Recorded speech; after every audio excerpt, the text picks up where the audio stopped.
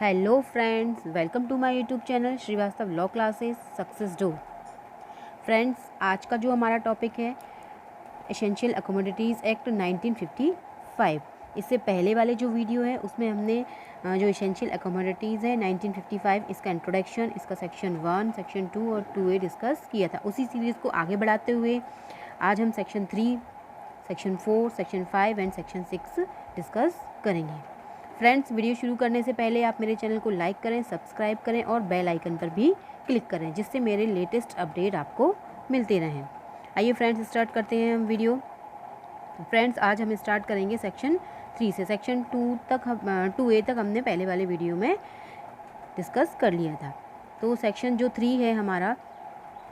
इसकी हेडलाइन है आवश्यक वस्तुओं के उत्पादन, प्रदाय, वितरण आदि का नियंत्रण करने की शक्तियाँ। सेक्शन 3 में बताया गया है कि जो आवश्यक वस्तु होंगी, आवश्यक वस्तुओं कहाँ बताई गई हैं फ्रेंड्स, जो कल हमने सेक्शन पढ़ा था 2A, उसमें वहाँ पर बताया गया था कि अनुसूची में जो वस्तुएं विनिर्दिष्ट हैं वो क्या होंगी, आवश्यक वस्तुएं। तो सेक्शन 3 में ये बात कर रहे हैं कि जो भी आवश्यक वस्तुएं होंगी उनके उत्पादन को, कि कितना उनका प्रोडक्शन किया जाए, कितनी उनकी सप्लाई की जाए, कितना उनका डिस्ट्रीब्यूशन किया जाए, इन सबको कंट्रोल करने की शक्ति किसके पास है, सेंट्रल गवर्नमेंट को। तो ये आपका इस सेक्शन में से पहला ओटी और पैट ओटी आपका बनेगा कि आवश्यक वस्तुओं के उत्पादन, प्रदाय और वितरण आदि को नियंत्रित करने की शक्ति किसको दी गई है या फिर किसको अधिकार दिया गया है। तो ये पावर किसको दी गई है फ्रेंड्स, सेंट्रल गवर्नमेंट को। इसको हम आगे पढ़ते हैं हम कि यदि केंद्र सरकार की यह राय हो कि किसी आवश्यक वस्तु के प्रदाय को,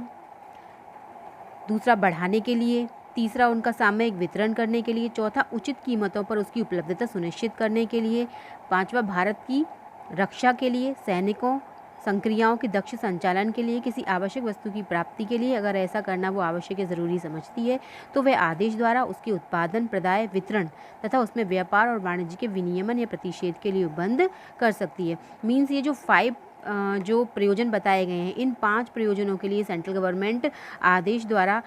आदेश कर सकती है कि इनका जो उत्पादन है, इनका जो प्रदाय है, इनका जो वितरण है, इनमें जो बिजनेस किया जा रहा है ना, उनके लिए क्या रेगुलेशंस होंगे और उनके लिए प्रतिषेध के लिए भी सेंट्रल गवर्नमेंट उपबंध कर सकती है कि प्रदाय बढ़ाने के लिए उनका सामयिक वितरण हो, उचित कीमतों पर उपलब्ध हो, ये नहीं कि कोई व्यक्ति ज़्यादा कीमत ले रहा है उसके लिए, अथवा भारत की रक्षा के लिए या सैनिक क्रियाओं के दक्ष संचालन के लिए, किसी आवश्यक वस्तु की प्राप्ति के लिए, भारत की रक्षा के लिए या सैनिकों के लिए, सैनिक संक्रियाएं उनके दक्ष, उनका जो संचालन है वो ठीक तरीके से हो, तो उनके लिए अगर कोई आवश्यक वस्तु उन लोगों को चाहिए तो उन सब के लिए विनियमन और प्रतिषेध का उपबंध कौन कर सकेगा, सेंट्रल गवर्नमेंट। अब आइए फ्रेंड्स, इसका सब सेक्शन 2 है उपधारा 1 द्वारा प्रदत्त शक्तियों की व्यापकता पर प्रतिकूल प्रभाव डाले बिना तद्दीन बनाए किए गए आदेश द्वारा निम्नलिखित के उपबंध किए जा सकेंगे। यहाँ पर भी ये जो प्रोविजंस है, ये प्रोविजंस कौन करेगा, सेंट्रल गवर्नमेंट ही करेगी। लेकिन सेंट्रल गवर्नमेंट क्या, जो सब सेक्शन 1 है उसकी शक्तियों पर कोई भी प्रभाव ना डालती हुई, मतलब उस जो शक्तियाँ ऊपर सेक्शन में यूज़ की हैं उन पर बिना कोई प्रतिकूल प्रभाव डाले बिना और भी कौन कौन से आदेश हैं जिनके लिए प्रोविज़न सेंट्रल गवर्नमेंट कर सकती है, तो वो सब सेक्शन 2 में बताए गए हैं। सब सेक्शन 2 में जो प्रोविज़न बताए गए हैं वो ए से लेकर हमारे I तक में कवर होंगे। तो और क्या क्या कर सकती है सेंट्रल गवर्नमेंट, ये जो सब सेक्शन 1 था उसमें जो प्रयोजन है उनके लिए विनियमन और प्रतिषेध तो कर ही सकती है, साथ ही साथ और क्या क्या कर सकती है, तो एक क्लॉज में बताया गया है किसी आवश्यक वस्तु के उत्पादन, विनिर्माण या अनुज्ञा पत्रों द्वारा अथवा विनियमन की, कोई आवश्यक वस्तु है तो उसका प्रोडक्शन कौन करेगा, विनिर्माण कौन करेगा, या फिर लाइसेंस होंगे उनके लिए, या फिर कोई उनके लिए परमिट होंगे, या फिर उनका रेगुलेशन, तो इन सब के लिए भी सेंट्रल गवर्नमेंट प्रोविजंस कर सकता है। जैसे कि आपने देखा होगा पेट्रोल है, तो पेट्रोल एक आवश्यक वस्तु है, तो क्या हम आप लोग उसको नॉर्मली सेल कर सकते हैं, नहीं, उसके लिए क्या लेना पड़ेगा, हमको लाइसेंस लेना पड़ेगा। तो सरकार आवश्यक वस्तुओं के लिए अदर प्रोविजंस कर सकती है। इसका बी क्लॉज है किसी बंजर कृषि भूमि, कोई बंजर कृषि भूमि है, चाहे वो किसी भवन से जुड़ी हुई हो, संलग्न हो, या उस पर सामान्यतः खाद्य फसलें या विनिर्दिष्ट खाद्य फसलों की खेती अन्यथा बनाए रखना या बताना, कि कोई भी कृषि भूमि है जो कि बंजर है, तो चाहे वो किसी भी भवन से जुड़ी हुई हो या ना जुड़ी हुई हो, उस पर सामान्य कौन सी खाद्य फसलें हैं या विनिर्दिष्ट किस प्रकार की खाद्य फसलें हैं उनकी खेती की जाएंगी, उनके संबंध में भी बंद कर सकती है सेंट्रल गवर्नमेंट। सी पॉइंट की ऐसी कीमत नियंत्रित करना जिस पर किसी आवश्यक वस्तु का क्रय या विक्रय किया जा सके। सेंट्रल गवर्नमेंट क्या करेगी, कोई भी आवश्यक वस्तु है उसकी प्राइस फिक्स कर सकती है, उसकी प्राइस को कंट्रोल कर सकती है कि किस कीमत पर वो जो आवश्यक वस्तु है उसको आप क्रय करेंगे या फिर उसको विक्रय कर सकेंगे। डी पॉइंट है इसका कि किसी आवश्यक वस्तु के भंडारण, परिवहन, वितरण, व्ययन, अर्जन, प्रयोग, खपत की अनुज्ञप्तियों द्वारा या अन्यथा विनियम की जो कोई आवश्यक वस्तु है उसको कितना स्टोर करेंगे, कैसे परिवहन करेंगे, कैसे डिस्ट्रीब्यूट करेंगे, कैसे डिस्पोज करेंगे, कैसे उसका अर्जन करेंगे, किस तरीके से प्रयोग करेंगे, उसकी खपत क्या होगी, क्या लाइसेंस किन को दिया जाएगा, तो उन सब के लिए रेगुलेशंस कौन बनाएगा, सेंट्रल गवर्नमेंट। उनको सबको रेगुलेट सेंट्रल गवर्नमेंट करेगा। ई पॉइंट है फ्रेंड्स इसमें सामान्यतः विक्रय के लिए रखी गई किसी आवश्यक वस्तु के विक्रय के रोक के रखने का प्रतिनिधित्व। मान लो किसी के पास कोई आवश्यक वस्तु है जो विक्रय के लिए उसने रखी है, तो सेंट्रल गवर्नमेंट ऐसा आदेश दे सकेगा कि उसको आप सेल मत करो, मतलब उसके विक्रय को रोक सकता है। एफ पॉइंट, किसी व्यक्ति से जो किसी आवश्यक वस्तु को स्टॉक में रखता है, मतलब कोई व्यक्ति है जो इस अधिनियम के अधीन किसी आवश्यक वस्तु को स्टॉक में रखने के लिए जिसको ऑर्डर दिया गया है या जिसको लाइसेंस दिया गया है या जिसको परमिट दिया गया है या उसका उत्पादन वो कर रहा है आवश्यक वस्तु का, या उसका क्रय कर रहा है या उसका विक्रय करने के कारोबार में लगा हुआ है, उससे सेंट्रल गवर्नमेंट क्या क्या अपेक्षाएँ कर सकती है। ए पॉइंट में कि उस संपूर्ण मात्रा या उसके विनिर्दिष्ट भाग का जिसको वह स्टॉक में रखता है। अगर किसी व्यक्ति के पास कोई आवश्यक वस्तु स्टॉक में है तो सेंट्रल गवर्नमेंट उसको आदेश दे सकती है या तो पूरी की पूरी आवश्यक वस्तु या उसका कोई भाग जो उसके पास स्टॉक में है या जिसका उसने उत्पादन किया है या जिसे उसने प्राप्त किया है। इसमें बी पॉइंट है, किसी ऐसी वस्तु की दशा में जिसका वह संभाव्यता उत्पादन करेगा या जिसे वह संभाव्यता प्राप्त करेगा, उसके द्वारा उत्पादन या प्राप्त करने पर उसका संपूर्ण वस्तु या उसका विनिर्दिष्ट भाग। बी पॉइंट में बोला गया है कि कोई ऐसी आवश्यक वस्तु है जो अभी उसके पास नहीं है लेकिन संभावना है कि वो उसका उत्पादन करेगा या संभवतः वो उसको प्राप्त करेगा या उत्पादन करेगा या प्राप्त करने पर जो भी संपूर्ण आवश्यक वस्तु है या उसका कोई भाग है उसको वो क्या करेगा, उसको वो किसको विक्रय करे। मतलब ऐसा आदेश सेंट्रल गवर्नमेंट दे सकता है कि कोई आवश्यक वस्तु है जो किसी व्यक्ति के पास स्टॉक में है ना, या फिर कोई व्यक्ति उसका प्रोडक्शन कर रहा है या किसी व्यक्ति ने उसको परचेज कर लिया है या किसी व्यक्ति के द्वारा उनको सेल करने का कोई बिजनेस वो कर रहा है, तो सेंट्रल गवर्नमेंट उससे ये अपेक्षा कर सकती है कि पूरी की पूरी आवश्यक वस्तु या फिर उसका कोई भी भाग या फिर जितना उसने प्रोडक्शन किया है, जितना उसने प्राप्त किया है या अभी तो नहीं है उसके पास लेकिन फ्यूचर में भविष्य में उसके पास आ सकती है वो, तो ऐसी स्थिति में उसके बारे में सेंट्रल गवर्नमेंट उसको आदेश कर सकता है कि वो सब चीज़ें जो पूरी की पूरी आवश्यक वस्तु है या उसका कोई भाग है वो किस किस को सेल करे। तो किस किस को सेल करे, जो आदेश में जो अधिकारी बताए गए होंगे उनको सेल करना पड़ेगा। तो कौन कौन से ऐसे अधिकारी हैं या अथॉरिटी हैं जिनको आप उनको सेल करोगे, तो केंद्रीय सरकार या राज्य सरकार को या ऐसी सरकार के किसी अधिकारी या अभिकर्ता को, या तो सेंट्रल गवर्नमेंट हो सकती है वो या स्टेट गवर्नमेंट हो सकती है या सेंट्रल गवर्नमेंट या स्टेट गवर्नमेंट के अधिकारी या अभिकर्ता हो सकते हैं, या किसी सरकार के स्वामित्वाधीन, मतलब गवर्नमेंट है चाहे वो स्टेट गवर्नमेंट हो चाहे वो स्टेट गवर्नमेंट हो चाहे वो सेंट्रल गवर्नमेंट हो, अगर उसके स्वामित्वाधीन या उसके नियंत्रण में कोई निगम है या अन्य ऐसे व्यक्तियों का कोई वर्ग है और ऐसी परिस्थितियों में जो आदेश में विनिर्दिष्ट की जाए विक्रय करे, तो सेंट्रल गवर्नमेंट ऑर्डर दे सकती है कि कोई भी आवश्यक वस्तु जो कि आपके पास स्टॉक में है या आप उसका उत्पादन करेंगे या आपने क्रय किया या विक्रय किया या इन फ्यूचर आपके पास वो चीज़ आ सकती है, तो आप उसको किस किस को सेल करें। सेंट्रल गवर्नमेंट, स्टेट गवर्नमेंट या सरकार के दोनों सरकारों में से किसी के भी अधिकारी या फिर अभिकर्ता या कोई भी ऐसा निगम है जो सरकार के स्वामित्व का है या सरकार ने उसको कंट्रोल किया हुआ है या ऐसे अन्य व्यक्तियों का कोई भी वर्ग है जो भी ऑर्डर में लिखा हो उसको आप उनको विक्रय करें। इसके बाद इसके दो स्पष्टीकरण दिए गए हैं। स्पष्टीकरण ज़्यादा इंपॉर्टेंट नहीं है, सिर्फ आप एक इसका उत्पादन चाहो तो देख लेना। स्पष्टीकरण पहला है वो सिर्फ इतनी सी बात बोल रहा है कि सेंट्रल गवर्नमेंट जो है वो खाद्यान्नों, तिलहनों इन सब के संबंध में जो भी सबसेक्शन 2 में जो आदेश दिया है उसको ध्यान में रखकर उनका उत्पादन तथा विक्रय की मात्रा तय कर सकेगा। जिसके पास जितना क्षेत्र है उसके अकॉर्डिंग वो मात्रा सेंट्रल गवर्नमेंट तय करेगा। इसका स्पष्टीकरण जो 2 है उसमें सिर्फ इतनी सी बात बताई गई है कि उत्पादन के अंतर्गत उसके व्याकरणिक रूप भेदों और सजातीय पदों के सहित खाद्य तेलों और चीनी का विनिर्माण भी है। मतलब उत्पादन में जो भी खाद्यान्न वगैरह हैं वो तो आएंगे ही आएंगे, साथ ही साथ खाद्य तेल और चीनी का विनिर्माण भी उत्पादन में कवर होगा। इसके बाद फ्रेंड्स इसका जो जी पॉइंट है ये हमको थोड़ा अच्छे से पढ़ना है कि खाद्य पदार्थों से संबंध खाद्य पदार्थों के से संबंध में ऐसे वर्गों के किन्हीं वाणिज्यिक या वित्तीय संव्यवहारों का विनियमन या प्रतिषेध जो आदेश देने वाले प्राधिकारी की राय में लोकहित के लिए हानिकारक हैं या यदि अविनियमित रहे तो हानिकारक हो सकते हैं। मतलब सेंट्रल गवर्नमेंट ने क्या किया है, कोई भी बिजनेस है, जैसे कोई भी व्यक्ति आवश्यक वस्तुओं के संबंध में कोई बिजनेस कर रहा है या उनके संबंध में कोई भी वित्तीय संव्यवहार कर रहा है, तो सेंट्रल गवर्नमेंट क्या कर सकती है, उनको रेगुलेट और उनको प्रतिषेध कर सकती है। क्योंकि अगर सेंट्रल गवर्नमेंट ने उनको रेगुलेट और प्रतिषेध नहीं किया तो वो लोक हित में क्या हो सकते हैं, हानिकारक हो सकते हैं। तो ऐसी स्थिति में सेंट्रल गवर्नमेंट उनको रेगुलेट और प्रतिषेध कर सकती है। जैसे इसका एग्जाम्पल क्या हो जाएगा कि फ्रेंड्स, उचित मूल्य की जो दुकानें हैं जहाँ पर चीनी मिलती है, मिट्टी का तेल मिलता है, गेहूँ मिलता है, चावल मिलते हैं, तो वो हर कोई उन जो उचित मूल्य की दुकानें हैं वो हर कोई नहीं चला सकता। वो सिर्फ कौन चलाएगा, जिन को सेंट्रल गवर्नमेंट ने ऑर्डर दिया हो। तो उचित मूल्य की जो दुकानें हैं वो सिर्फ वही लोग चलाएंगे। तो सेंट्रल गवर्नमेंट क्या करेगी, उस बिज़नेस को, है ना, या उन संव्यवहारों को, है ना, रेगुलेट करेगी। जैसे कि इसमें एक छत्तीसगढ़ का एक केस था, उसमें ये बोला गया था कि छत्तीसगढ़ गवर्नमेंट ने एक ऑर्डर पास किया और उन्होंने उसमें कुछ लोगों के नाम बताए कि वो कौन से लोग होंगे जो कि उचित मूल्य की दुकानें चलाएंगे। जिनका नाम आदेश में लिखा है वही चलाएंगे। तो एक व्यक्ति है, उन्होंने उसको सुप्रीम कोर्ट में चैलेंज कर दिया और उन्होंने ये कहा कि ये अनकॉन्स्टिट्यूशनल है, ये आर्टिकल 14 का उल्लंघन कर सकता है कि अगर ये जो ऑर्डर में जिन व्यक्तियों के नाम दिए गए हैं ये चला सकते हैं तो हम भी चला सकते हैं, आम पब्लिक भी चला सकती है। तो सुप्रीम कोर्ट ने इसमें ये डिसीजन दिया कि जिन लोगों के नाम ऑर्डर में लिखे हैं, क्योंकि इन्हें जो शॉप्स हैं, उचित मूल्य की दुकानें हैं, वो कुछ शर्तों पर पूरी करने के लिए उन्हें कुछ शर्तें पूरी करनी पड़ी हैं, इसलिए वो दुकानें उनको चलाने के लिए दी गई हैं। तो जिन्होंने वो शर्तें पूरी की हैं वही उन दुकानों को चला सकते हैं, अतः ये अनकॉन्स्टिट्यूशनल नहीं है। तो उचित मूल्य की दुकानें आर्टिकल 14 का वायलेशन नहीं कर सकती हैं।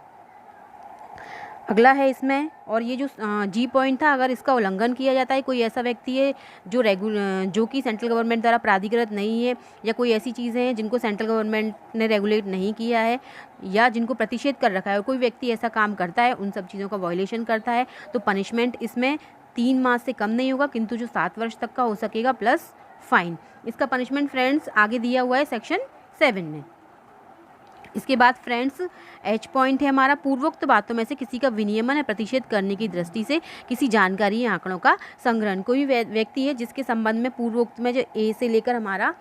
एफ तक जो पॉइंट दिए गए हैं, जी तक जो पॉइंट दिए गए हैं, उनमें कोई भी व्यक्ति जो इस तरीके के काम कर रहे हैं, जिनको लाइसेंस अनुज्ञा पत्र दिया गया है या कोई विशेष आदेश दिया गया है, वो सारी जानकारी और सारे डेटा अपने पास कलेक्ट करके रखेंगे। अगर उन्होंने ऐसी जानकारी या डेटा कलेक्ट करके नहीं रखा है तो वो भी ऑफेंस है सेक्शन 7 में। इसके लिए पनिशमेंट है 1 वर्ष तक का प्लस फाइन। आई पॉइंट, किसी आवश्यक वस्तु के उत्पादन, प्रदाय या वितरण अथवा उसमें व्यापार और वाणिज्य में लगे व्यक्तियों से ये अपेक्षा करना कि वे अपने कारोबार से संबंध ऐसी पुस्तकें, लेखें और अभिलेख रखें और निरीक्षण के लिए पेश करें तथा उनके संबंध में ऐसी जानकारी दें कि आदेश में विनिर्दिष्ट किया जाए। मतलब जितने भी आपके पास आवश्यक वस्तु का अगर आप प्रोडक्शन कर रहे हैं, सप्लाई कर रहे हैं, डिस्ट्रीब्यूशन कर रहे हैं या उसमें बिजनेस कर रहे हैं किसी भी तरीके से, तो वो व्यक्तियों से सेंट्रल गवर्नमेंट ये अपेक्षा करेगा कि वो अपने बिजनेस से संबंधित जो भी पुस्तकें हैं, जो भी अकाउंट्स हैं, जो भी रिकॉर्ड्स हैं वो रखें, तथा साथ ही साथ अगर कोई अधिकारी उनका निरीक्षण करता है तो उसके समक्ष उनको निरीक्षण के लिए पेश करें तथा उसके संबंध में ऐसी जानकारी दें जैसा कि आदेश में विनिर्दिष्ट किया जा रहा है। अगर उन्होंने ऐसा कोई अपराध किया है, अकाउंट्स नहीं रखे हैं या फिर निरीक्षण नहीं करा रहे हैं, इन्फॉर्मेशन उनसे मांगी जा रही नहीं दे रहे हैं, तो उनके लिए भी पनिशमेंट कितना, 1 वर्ष प्लस फाइन। डबल आई है, अनुज्ञप्ति, अनुज्ञा पत्र दस्तावेजों का दिया जाना या जारी किया जाना और उनके लिए फीसें लिया जाना। ऐसी अनुज्ञप्ति, अनुज्ञा पत्र या अन्य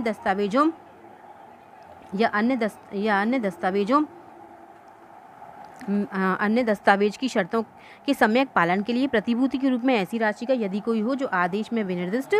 की गई राशि या उसके किसी भाग या किन्हीं शर्तों के उल्लंघन पर संपरण तथा ऐसे संपरण का ऐसे प्राधिकारी द्वारा जो आदेश में विनिर्दिष्ट की जाए न्याय निर्णय। यहाँ पर डबल आई में ये बोला गया है कि अगर लाइसेंस दिया था, कोई अनुज्ञा पत्र दिया था आपको, तो ऐसी स्थिति में उन सब के लिए आपके ऊपर कोई शर्तें लगाई गई थी कि आप प्रोडक्शन करेंगे तो किस तरीके से, सप्लाई करेंगे तो किस तरीके से, तो इन सब के लिए आपके ऊपर कुछ शर्तें लगाई गई थी और आपने उन शर्तों का वायलेशन कर दिया है, शर्तों का उल्लंघन कर दिया है। तो ऐसी स्थिति में आपसे जो बंध पत्र भरवाया गया था या जो राशि आपसे जमा कराई गई थी वो राशि क्या हो जाएगी, संपरत हो जाएगी, और संपरण हो गया है तो वो कहाँ चली जाएगी, गवर्नमेंट को चली जाएगी। इसका अगला पॉइंट है जे, कोई आनुषांगिक और अनुपूरक विषय जिनके अंतर्गत विशिष्टता परिसरों,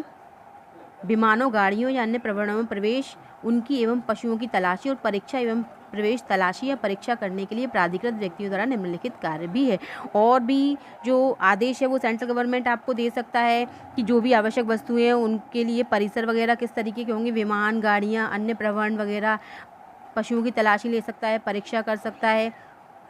और परीक्षा करने के लिए प्राधिकृत व्यक्ति द्वारा निम्नलिखित कार्य भी हैं। और जिन व्यक्तियों को इस तरीके से प्राधिकृत किया गया है वो और क्या क्या कार्य कर सकते हैं, तो पहला है किन्हीं भी चीज़ों का जिनकी बाबत ऐसे व्यक्ति के पास विश्वास करने का कारण है कि आदेश का उल्लंघन किया गया है या किया जा रहा है या किया जाने वाला है, तो वह किन्हीं पैकेजों, पात्रों जिनमें ऐसी चीज़ें पाई जाएँ अभिग्रहण, मतलब अगर कोई भी आपने इस अधिनियम के अधीन कोई भी जो चीज़ें हैं उनका उल्लंघन किया है, आपने आदेश का उल्लंघन किया है आपने, तो जो भी पैकेज हैं, आवश्यक हैं, पात्र हैं आपके, उनको सीज किया जा सकता है जो भी प्राधिकृत अधिकारी है उसके द्वारा। दूसरा पॉइंट है ऐसी चीज़ों को ले जाने में प्रयुक्त विमानों,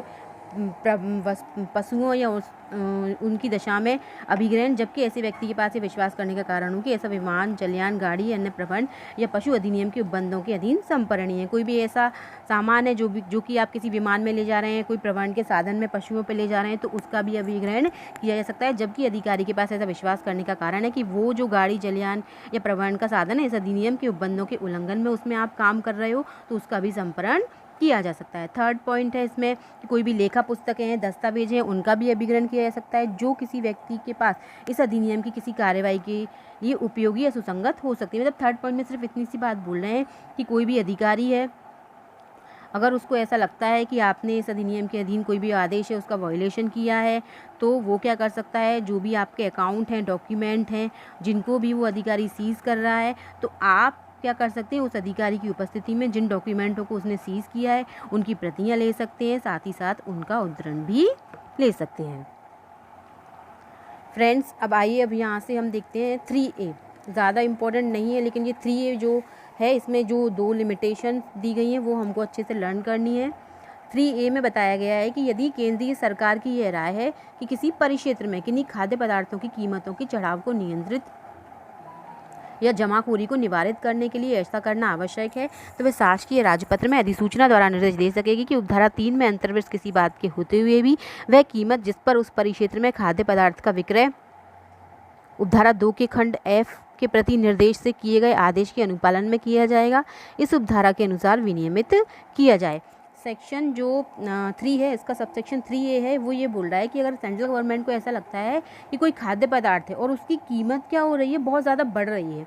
जितने पर वो आम जनता को उपलब्ध होना चाहिए उतनी कीमत पर वो आम जनता को उपलब्ध नहीं हो रहा है, या फिर क्या किया है, उसको किन्हीं लोगों ने उसको स्टॉक करके रख लिया है और फिर क्या हो गया है, उस खाद्य पदार्थ की मार्केट में कमी हो गई है, और वो मार्केट में उसकी कमी हो गई तो फिर जाहिर सी बात है कि उसकी क्या हो जाएगी, कीमत बढ़ जाएगी। तो फिर सेंट्रल गवर्नमेंट क्या कर सकती है, किसी भी परिक्षेत्र मतलब किसी भी जगह पर किन्हीं भी खाद्य पदार्थों को अगर उसकी कीमत को बढ़ रही है तो उनको कंट्रोल करने के लिए, या किन्हीं व्यक्तियों ने उनको स्टॉक करके रख लिया है, जमाखोरी कर ली है, होर्डिंग करके रख लिया है, तो उनको रोकने के लिए शासकीय राजपत्र में एक नोटिफिकेशन निकाल सकती है और नोटिफिकेशन द्वारा में निर्देश दे सकती है कि सब क्लॉज 3 में भले ही कुछ भी लिखा हुआ हो, जिस परिक्षेत्र में खाद्य पदार्थ का विक्रय उपधारा 2 के खंड F, अभी जो हमने F में पढ़ा कि सेंट्रल गवर्नमेंट क्या कर सकती है, किसी आवश्यक वस्तु का किसी व्यक्ति ने अगर उनको स्टॉक में रख लिया है या उत्पादन कर रहा है या उनको प्राप्त कर रहा है, क्रय कर रहा है, विक्रय कर रहा है, या फिर इन फ्यूचर उसके पास वो आने वाली हैं, तो वो आदेश दे सकते हैं कि सेंट्रल गवर्नमेंट, स्टेट गवर्नमेंट या सेंट्रल गवर्नमेंट या स्टेट गवर्नमेंट के किन्हीं अधिकारियों या अभिकर्ताओं को आप विक्रय कर दो, या फिर सेंट्रल गवर्नमेंट या स्टेट गवर्नमेंट के जो निगम है, चाहे उनके स्वामित्व के हों चाहे उनके कंट्रोल में हो, आप उनको सेल कर दो। तो वहाँ पर भले ही वहाँ पर उन निर्देशों के अनुपालन में उनका विक्रय किया जाए, तो उनको इस तरीके से सेंट्रल गवर्नमेंट रेगुलेट कर सकती है। इसका सेकंड पॉइंट है कि इस उपधारा जो 3A के अकॉर्डिंग, मतलब जब किसी खाद्य पदार्थ की कीमत बहुत ज़्यादा बढ़ गई है, लोगों ने उसको जमाखोरी करके रख लिया है, मतलब उन चीज़ों को रख लिया है जिससे कि मार्केट में वो चीज़ें कम हो गई हैं, तो फिर ऐसी स्थिति में सेंट्रल गवर्नमेंट क्या कर सकती है, अधिसूचना निकाल सकती है कि उसको कितने से कम कीमत पर ये नहीं बेचा जाएगा। यहाँ पर जैसे कि कोई भी चीज़ है तो उसके बारे में सेंट्रल गवर्नमेंट ने निर्देश दे दिया है कि ये इसको आप 30 या 40 रुपये से ज़्यादा में नहीं बेच सकते। 40 रुपये मिनिमम उसका प्राइस फिक्स कर दिया है, तो उससे ज़्यादा से फिर कोई भी व्यक्ति उसको नहीं बेच सकता। तो इस उपधारा के अधीन अगर कोई अधिसूचना जारी की गई है तो वो कितने समय के लिए प्रवर्त रहेगी। तो इस उपधारा के अधीन जो अधिसूचना जारी की गई है वो 3 माह से अनधिक की कालावधि के लिए प्रवर्त रहेगी। मतलब सेंट्रल गवर्नमेंट जो अधिसूचना निकालेगी वो 3 महीने से ज़्यादा के लिए प्रवर्त नहीं रहेगी। जैसे इससे पहले हमने सेक्शन 2A में भी एक अधिसूचना पढ़ी थी, उसका टाइम पीरियड 6 मंथ से अनधिक का था कि लोक हित में अगर कोई भी वस्तु आवश्यक वस्तु घोषित करनी है तो सेंट्रल गवर्नमेंट क्या कर सकती है, उसको अधिसूचना निकाल के इस तरीके से घोषित कर सकती है। तो वहाँ पर जो अधिसूचना है उसका टाइम पीरियड 6 महीने से ज़्यादा का नहीं था, यहाँ पर 3 महीने से ज़्यादा का नहीं होगा। तो फ्रेंड्स ये आपको यहाँ पर याद रखना है, मतलब पैट ओटी आपका यहाँ से यही बनेगा कि अगर कोई भी आवश्यक वस्तु है उसकी कीमत बहुत ज़्यादा बढ़ रही है या जमाखोरी को रोकने के लिए सेंट्रल गवर्नमेंट जो अधिसूचना निकालेगी वो अधिसूचना कितने समय से अधिक के लिए प्रवर्त नहीं रहेगी, तो 3 महीने से ज़्यादा के लिए वो अधिसूचना प्रवर्त नहीं रहेगी। इसके बाद इसका सब क्लॉज 3 है, जहाँ इस उपधारा के अधीन अधिसूचना जारी होने के पश्चात कोई व्यक्ति उसमें विनिर्दिष्ट प्रकार के खाद्य पदार्थ का और ऐसे विनिर्दिष्ट परिक्षेत्र में विक्रय उपधारा 2 के खंड F के प्रति निर्देश से किए गए किसी आदेश के अनुपालन में करता है, वह उसको विक्रेता को निम्नलिखित कीमत दी जाएगी। मतलब जो F था पॉइंट था उसके अकॉर्डिंग अगर आप सेल कर रहे हो उन चीज़ों को तो फिर आपको कितनी कीमत उसके लिए दी जाएगी यहाँ बताया गया है। जहाँ कीमत इस धारा के अधीन नियत खाद्य पदार्थ की नियंत्रित कीमत से यदि कोई हो संगत रहकर करार की गई हो तो वहाँ करार पाई गई कीमत, मतलब यहाँ जो सेंट्रल गवर्नमेंट ने कंट्रोल करके जितनी प्राइस फिक्स की हो और उस विक्रेता के साथ कोई करार कर लिया हो तो जो करार की गई कीमत हो वो उस विक्रेता को दी जाएगी। बी पॉइंट में जहाँ ऐसा करार नहीं हो सकता है वह नियंत्रित कीमत यदि कोई हो के प्रति निर्देश से परिकलित कीमत की, अगर कोई करार नहीं किया गया है या हो ही नहीं सकता है तो वहाँ विक्रेता को कितनी कीमत दी जाएगी, जो उसकी नियंत्रित कीमत होगी। सी पॉइंट में ना जहाँ पर ना तो एक क्लॉज आपका अप्लाई हो रहा है ना बी क्लॉज अप्लाई हो रहा है, मीन्स करार की गई कीमत भी नहीं है और कोई नियंत्रित कीमत भी नहीं है, तो ऐसी स्थिति में उस विक्रेता को कितनी कीमत दी जाएगी, तो वहाँ अधिसूचना की तारीख के ठीक पूर्व जो अधिसूचना सेंट्रल गवर्नमेंट ने 3A में निकाली थी उसके ठीक पूर्व 3 मास की कालावधि के दौरान उस परिक्षेत्र में अभिभावी औसत बाजार दर के प्रति निर्देश से परिकल्पित कीमत, मतलब जो 3 मास की कालावधि के दौरान जो उस क्षेत्र में उस आवश्यक वस्तु की जो औसत बाजार दर होगी उतनी प्राइस उस विक्रेता को दी जाएगी। बस फ्रेंड्स इसमें इतना ही आप देख लेना, इसमें और ज़्यादा पढ़ने की ज़रूरत नहीं है। इसके बाद आइए देखते हैं फ्रेंड्स हम सेक्शन 4 की हेडलाइन। और सेक्शन 4 में सिर्फ आपको इतना याद रखना है कि सेक्शन 4 में राज्य सरकारों पर कर्तव्यों का अधिरोपण की जो आवश्यकता वस्तु अधिनियम है, आवश्यकता वस्तु अधिनियम की धारा 3 के अधीन अगर कोई आदेश किया गया है तो वो आदेश या शक्तियाँ प्रदान करने का सेंट्रल गवर्नमेंट का किस पर कर्तव्य अधिरोपित कर सकती है सेंट्रल गवर्नमेंट, या किसको शक्तियाँ प्रदान कर सकती है, तो सेंट्रल गवर्नमेंट या फिर स्टेट गवर्नमेंट को, या सेंट्रल गवर्नमेंट या स्टेट गवर्नमेंट के अधिकारियों और प्राधिकारियों को। तो सिर्फ 4 में आप इतना ही याद रख लीजिए कि जो आवश्यक वस्तु अधिनियम की धारा 3 के अधीन अगर कोई आदेश किया गया है तो सेंट्रल गवर्नमेंट किसको शक्तियाँ या कर्तव्य किसको शक्तियाँ दे सकती है, किस पर कर्तव्य अधिरोपित कर सकती है, तो सेंट्रल गवर्नमेंट या स्टेट गवर्नमेंट को, या सेंट्रल गवर्नमेंट या स्टेट गवर्नमेंट के अधिकारियों और प्राधिकारियों को। इसके बाद है हमारा सेक्शन 5 है शक्तियों का प्रत्यायोजन। तो यहाँ पर आपको इसकी हेडलाइन भी याद रखनी है, डेलीगेशन ऑफ पावर्स, शक्तियों का प्रत्यायोजन। कौन करेगा शक्तियों का प्रत्यायोजन? केंद्र सरकार करेगी। किसको करेगी? तो यहाँ ये याद रखना है कि सेंट्रल गवर्नमेंट की शक्ति हैं, कौन कौन सी शक्ति? अधिसूचना निकालने की, या कोई भी सेक्शन 3 में जो अधिसूचना है उसको निकालने की, या कोई भी आदेश करने की। ऐसी शक्तियाँ जो कि सेंट्रल गवर्नमेंट की हैं वो सेंट्रल गवर्नमेंट किसको दे सकती है? तो वो शक्तियाँ सेंट्रल गवर्नमेंट केंद्र सरकार के अधीनस्थ ऐसे अधिकारी या प्राधिकारियों को दे सकती है, या राज्य सरकार के अधीनस्थ ऐसे अधिकारी या प्राधिकारियों को जो निर्देश में विनिर्दिष्ट हो दे सकती है। तो शक्तियों का प्रत्यायोजन कौन कर सकता है? केंद्र सरकार कर सकती है। किस को कर सकती है? केंद्र सरकार के अधीनस्थ अधिकारी या प्राधिकारियों को, अथवा राज्य सरकार को, या राज्य सरकार के अधीनस्थ अधिकारी या प्राधिकारियों को जो भी निर्देश में विनिर्दिष्ट हो। कौन सी शक्तियाँ? अधिसूचना निकालने की, या कोई भी धारा 3 के अधीन अधिसूचना निकालने की, या कोई भी आदेश करने की जो धारा 3 में बताया गया है। इसके बाद आइए फ्रेंड्स, अब है हमारा अगला सेक्शन 6। सेक्शन 6 में बताया गया है कि अन्य अधिनियमितियों के